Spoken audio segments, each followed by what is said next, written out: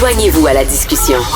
Appelez ou textez le 187 Cube Radio 1877 827 2346. Émotionnel ou rationnel, en accord ou à l'opposé. Les rencontres de l'heure.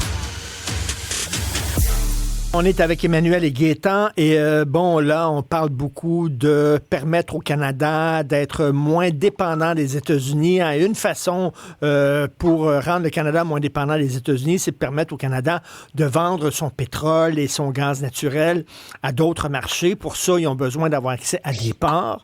Et là, il y avait un projet qui était GNL Québec, c'est de construire un pipeline qui traverse le Québec jusqu'à Saguenay, un terminal méthanien à Saguenay. Et là, ça permet à l'Alberta de pouvoir exporter son gaz naturel. Eh bien, ça revient sur la table. Gaétan, est-ce que tu es surpris et qu'est-ce que tu penses du retour de ce débat?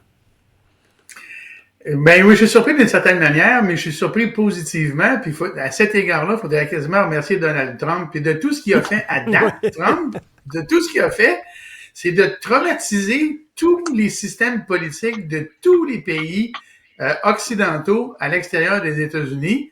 Et je te dirais que le mouvement qui est le plus impacté par les politiques de Trump, c'est la gauche. Parce que GNL Québec et tout ce débat-là, c'est la gauche, l'opinion publique, la bien-pensance, tout ça, qui a fait que ça n'a pas été de l'avant. Et là, il arrive, là, et là, il nous accule au pied du mur, là, comme un animal. Là, on est dans le coin, là, dans un sous-sol, puis il y a du ciment autour de nous autres, puis on peut pas s'en sortir. Et une de ces manières de s'en sortir, c'est justement d'aller de l'avant avec des projets qui sont pas vis-à-vis de la gauche comme étant respectables. Mais je vais juste faire un commentaire. Arrêtez de nous parler, tout le monde, à la gauche, de la Norvège, là, parce que la Norvège, là, elle est riche parce qu'elle s'est fait un fonds souverain, puis elle l'a fait à partir du pétrole. Eux ont saisi leur opportunité. Nous, on l'a laissé passer. Et là, on pourrait peut-être la prendre. Ben, juste là-dessus, là, Trump va avoir eu un effet positif. Imagine, c'est peut-être le seul, là, mais c'est bon pareil. Mais Emmanuel, hier, tu me disais, c'est pas demain la veille où on va laisser tomber les barrières commerciales entre les provinces. Donc, j'imagine, c'est pas demain la veille aussi où on va construire un pipeline à travers le Québec. Ben, ça dépend. Il faut pas mettre tous ces projets-là dans le même panier. Hein. C'est un peu ça le défi. GNL Québec, ça passait dans le nord du Québec. Et ça arrivait au Saguenay, où il y avait un port, et là, on transportait ça par bateau dans le Saguenay. Il y avait des problèmes avec les belugas, tout ça, mais c'est pas la même chose que Énergie Est, où ils ont eu la brillante idée, TransCanada Pipelines, de faire passer leur pipeline autour de comme 500 cours d'eau à Montréal, de traverser le lac Saint-Pierre, puis finir à Kakuna. T'sais. Alors, tous les projets, non, mais ça s'invente pas, là, tu sais. Alors, tous les projets de gazoduc et de pipeline ne sont pas les mêmes. C'est un peu ce qu'on a perdu, moi, je pense, dans le débat sur GNL Québec. Moi, je pense que Énergie Est, ça n'aurait jamais passé à cause de ça, mais pourquoi est-ce que l'acceptabilité sociale sur le plateau Mont-Royal aurait un impact sur un projet comme GNL Québec quand les gens du Saguenay le voulaient? Je veux dire, Denis Coderre, là, c'est une des choses intelligentes qu'il a dit dans cette course à la direction, c'est qu'à un moment donné, l'acceptabilité sociale sur les projets énergétiques, ça devrait peut-être toucher la région qui est concernée, là. Alors, moi, je pense que, moi, je suis surprise je suis la première surprise que ce soit revenu sur le tapis si rapidement. Je pense que j'avais écrit là-dessus au mois de, comme, début janvier, puis, tu sais, je me suis fait envoyer des roches par tout le monde, là. Pierre Poilievre va s'en retrouver ravi, lui qui est démonisé pour tenir, absolument vouloir continuer à faire la promotion de ces outils d'exportation de nos ressources naturelles. Mais moi, le test, ça va être de savoir maintenant que M. Legault il n'a pas ouvert la porte, hein, il l'a débarré, que M. Charette l'a débarré, qu'au Parti libéral du Québec, on est en train de se dire ouvert à ça, On regarde la porte. que là, tu sais, tout d'un coup, l'opinion publique change. Est-ce que conservateur, M. Poilievre, qui en est le champion sur la scène fédérale de ces projets-là, va être capable d'ajuster son discours au diapason de l'humeur des Québécois, parce que tu ne peux pas te faire passer en travers de la gorge. Puis c'est intéressant aujourd'hui que Mark Carney s'est fait poser la question. Lui, il n'a pas à traîner le poids des mauvaises décisions du gouvernement Trudeau, mais il a quand même dit qu'il fallait revoir les processus d'approbation parce qu'ils sont tellement onéreux, ceux que le gouvernement Trudeau a mis en place, que le projet de loi a été baptisé dans le Canada anglais le No More Pipelines Act. Tu sais, ça te donne une idée. Alors, il a dit de un qu'il fallait, mais de deux, qu'il fallait que chacune des provinces concernées soit accepte. Et là, moi, j'ai hâte d'entendre M. Poilievre là-dessus. Mais Gaétan, c'est comme si Donald Trump disait au Canada, vous voulez vous asseoir à la table des grands, put your shit together, comme on dit en bon anglais. Tu sais, c'est un peu ça. Là.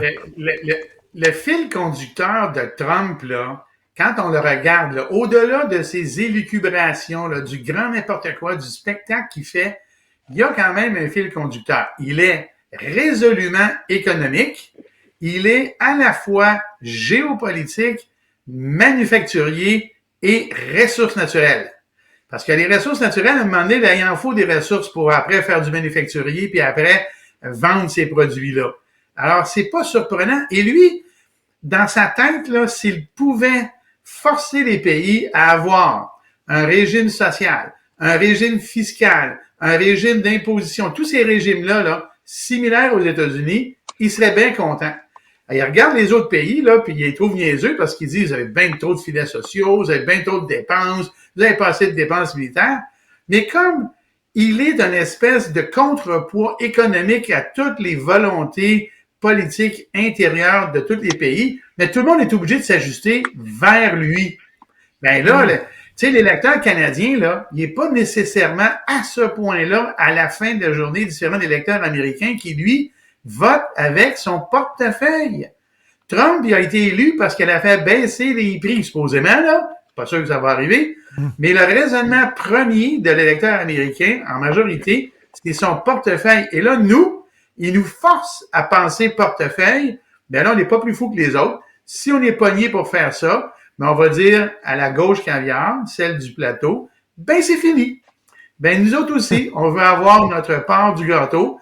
Et s'il faut passer par là, ben je pense qu'on va aller par là. Maintenant, est-ce que ça va arriver? On verra bien. Pas sûr. Mais Emmanuel, si on se fie au sondage là, au Québec, on risque d'avoir un gouvernement péquiste. Comment un gouvernement péquiste réagirait face à cette idée-là? Ben, le gouvernement péquiste a dit non, parce qu'on parle toujours de NRJS, là, qui est un mauvais... Tu sais, c'est comme... À un moment donné, si tu vas avoir un débat intelligent là-dessus, là, faut arrêter d'utiliser l'épouvantail d'NRJS. Il est mort, OK? Ça n'existe plus. Arrêtez, ça n'existe plus. Bye! TransCanada veulent pas le faire. Ça n'existe plus.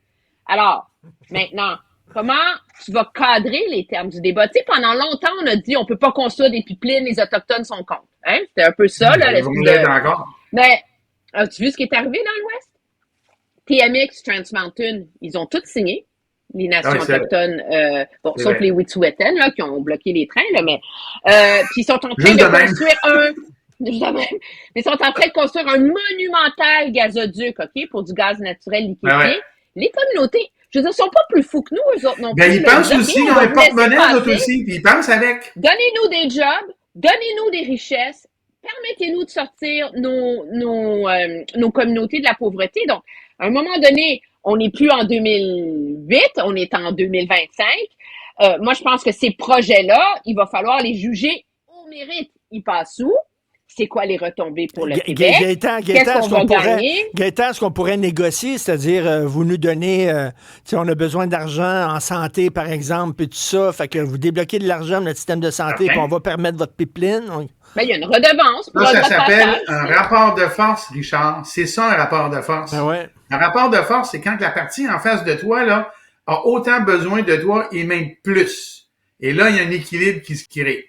Alors là, il y a un rapport de force. Il faudrait bien s'en servir. En parlant de rapport de force, tu parlais d'un gouvernement péquiste. Moi, je regarde la situation dans la ligne du temps. Tu sais, Trump, là, il va faire mal au projet politique du PQ, pas dans l'essence du Parti québécois. Mais si Trump continue à faire des dommages pendant 2 ans, 1 an et demi, ça nous amène à notre campagne électorale. Et Gaétan Emmanuel, hier, j'ai reçu Paul Saint-Pierre Plamondon, puis je lui ai dit, vous voyez, là, il y a même des politiciens nationalistes qui courent soudainement là, au secours, à la rescousse du Canada, et on se rend compte que là, c'est pas le temps de se chicaner, il faut au contraire se serrer les coudes et se regrouper pour faire face à l'ennemi américain. Ça risque de vous faire mal dans les prochains sondages, et il l'a pas nié. Paul Saint-Pierre Plamondon, il a dit, oui, mais il faut voir ça sur le long terme. Nous autres, notre programme, c'est sur le long terme. Il dit, c'est pas la conjoncture actuelle, mais entre les lignes, il disait qu'effectivement, actuellement, c'est pas très bon pour le PQ ce qui se passe, Emmanuel. Ceux qui disent que le Québec est autonome, peut être un pays indépendant, ils ont toutes raison. C'est tout vrai. Mais dans la situation actuelle, est-ce qu'on, vis-à-vis de Donald Trump, là, on est-tu aussi fort seul qu'avec les autres? Là, je pose la question. Emmanuel? La bonne nouvelle, c'est qu'on va avoir la réponse parce que Léger a sondé. Puis d'après moi, si mes informations sont bonnes, les données vont sortir à la joute à 16h. Fait qu'on va le savoir. OK, un nouveau sondage. Très hâte de voir c'est notre nourriture, hein? Le sondage, c'est notre nourriture. Ouais, on va avoir, je peux déjà te dire les sujets de notre conversation demain. Pierre Poilievre qui suggère la prison à vie pour la vente de fentanyl. Gaétan. Écoute. Là, je comprends là, que Pierre Poilievre, là, il manque d'air, là, à cause de toute la situation, là. Ses arguments tombent à l'eau, Et là, il veut de la visibilité. Mais tu sais, on vit dans un régime de droit qui est construit d'une telle manière qu'il doit y avoir une proportionnalité des peines en fonction de la faute. Là, c'est la prison à vie. À vie. On rit pas, là. C'est pas le dealer du coin, là, c'est pas tu vas avoir une amende de 1000 $, ou tu vas aller en prison pour 2 semaines, là. La prison à vie, là. Ça, normalement, tu vois ça dans les meurtres prémédités, là, des affaires de même, là. C'est prémédité.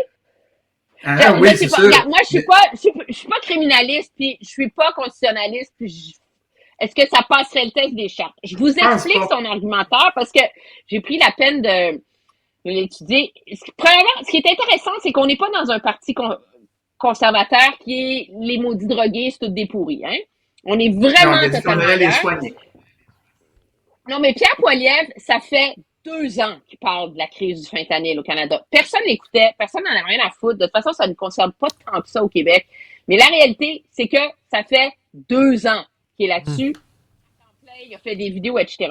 Mais je vous donne quelques chiffres. On pense que c'est une crise qui touche davantage les États-Unis que le Canada. Hein?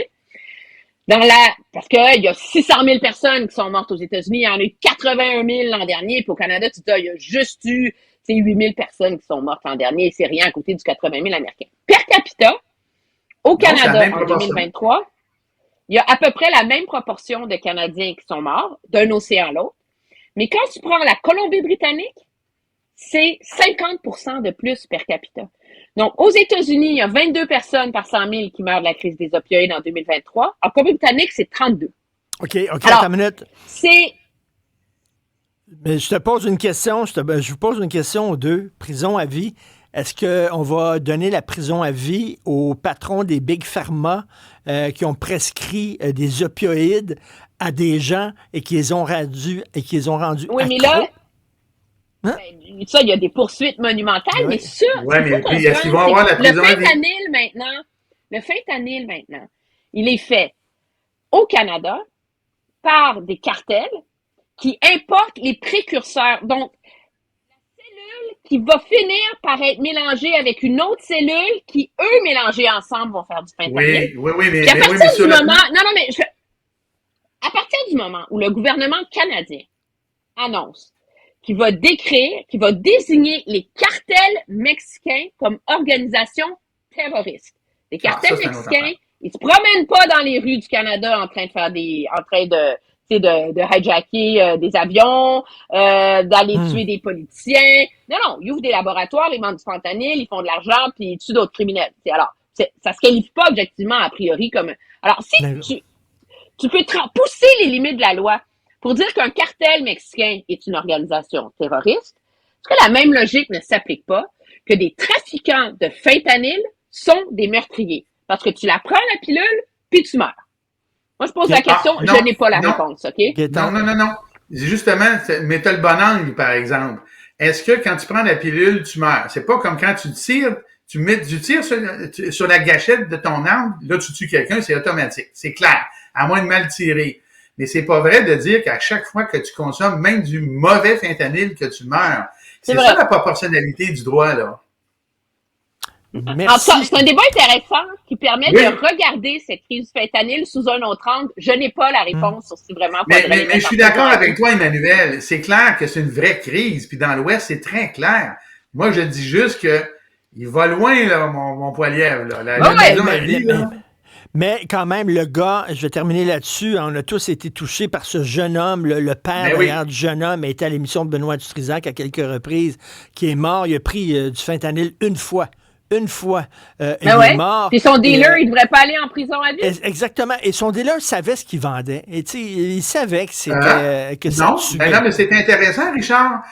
Le produit qui était coupé avec la fentanyl, est-ce que c'est le dealer qui l'a coupé ou le dealer a reçu de son fournisseur pas le médicament, mais la drogue, puis le jeune a pris. Elle est où la responsabilité? Quand tu écoutes Poilievre, là, le dealer s'en va en prison de vie. Je ne veux pas l'excuser, là, c'est pas ça. Je dis juste que juridiquement, c'est pas si simple que ça.